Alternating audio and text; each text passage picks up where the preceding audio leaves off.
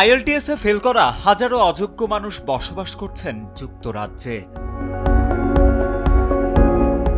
বাধ্যতামূলক ইংরেজি ভাষায় পরীক্ষায় অকৃতকার্য হওয়ার পরেও হাজার হাজার অভিবাসীকে ব্রিটিশ ভিসা দেয়া হয়ে থাকতে পারে বলে আশঙ্কা করা হচ্ছে। কারণ এসব অভিবাসীর ভাষা সংক্রান্ত আইএলটিএস পরীক্ষায় নম্বর দেওয়ার ক্ষেত্রে ঘটেছিল চরম ভুল। সম্প্রতি ব্রিটিশ সংবাদ মাধ্যম দি টেলিগ্রাফের এক প্রতিবেদনে উঠে আসে এমনই এক চাঞ্চল্যকর তথ্য।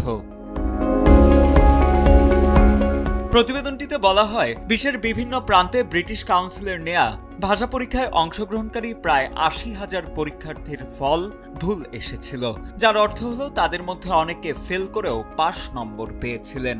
ভয়ানক এই প্রতারণার প্রমাণ মিলেছে চীন, বাংলাদেশ ও ভিয়েতনামে। এসব দেশে অপরাধীরা অভিবাসন প্রত্যাশীদের কাছে প্রশ্নপত্র বিক্রি করেছে বলেও উল্লেখ করা হয় সেই প্রতিবেদনে। ফলাফলে এমন অপ্রত্যাশিত ঘটনার ফলে ব্রিটিশ শিক্ষা প্রতিষ্ঠান ও দেশটির জাতীয় স্বাস্থ্যসেবা বিভাগে ইংরেজি ভাষায় দুর্বল হয়েও অনেক অযোগ্য মানুষই পেয়েছেন ভিসা।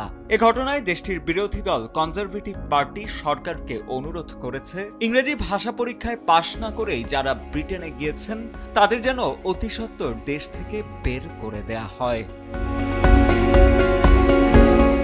উল্লেখ্য, প্রতিবছর বিশ্বজুড়ে প্রায় ৩৬ লাখ মানুষ ইন্টারন্যাশনাল ইংলিশ ল্যাঙ্গুয়েজ টেস্টিং সিস্টেমের পরীক্ষা দেন। আন্তর্জাতিকভাবে স্বীকৃত ইংরেজি ভাষা পরীক্ষা আইএলটিএস-এ ভয়াবহ প্রযুক্তি ত্রুটির কারণে প্রায় ৭৮,০০০ পরীক্ষার্থীর ফল ভুল হয়েছে। ২০২৩ সালের আগস্ট থেকে ২০২৫ সালের সেপ্টেম্বর মাস পর্যন্ত দীর্ঘ এই সময়ে লিসেনিং ও রিডিং অংশে এই ভুলের প্রভাব পড়ে।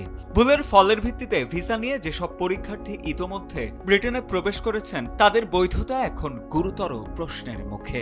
ব্রিটিশ পার্লামেন্টে স্বরাষ্ট্রমন্ত্রী ক্ষোভ প্রকাশ করে বলেছেন, অন্যায্যভাবে ভিসা পাওয়া এসব ব্যক্তিকে দ্রুত সরিয়ে দিতে হবে। পাশাপাশি এই কেলেঙ্কারির মধ্যেই প্রশ্নফাঁস ও প্রতারণার চক্র সক্রিয় থাকায় ব্রিটিশ ভিসা প্রক্রিয়া এবং ন্যাশনাল হেলথ সার্ভিসের মতো গুরুত্বপূর্ণ খাতে কর্মরত বিদেশিদের অপর্যাপ্ত ইংরেজি ভাষার জ্ঞান নিয়েও উদ্বেগ বেড়েছে, যা অভিবাসন খাতে তৈরি করেছে চরম নিরাপত্তা ঝুঁকি। সাজিদ আনিল, ডেস্ক রিপোর্ট, সময়ের আলো।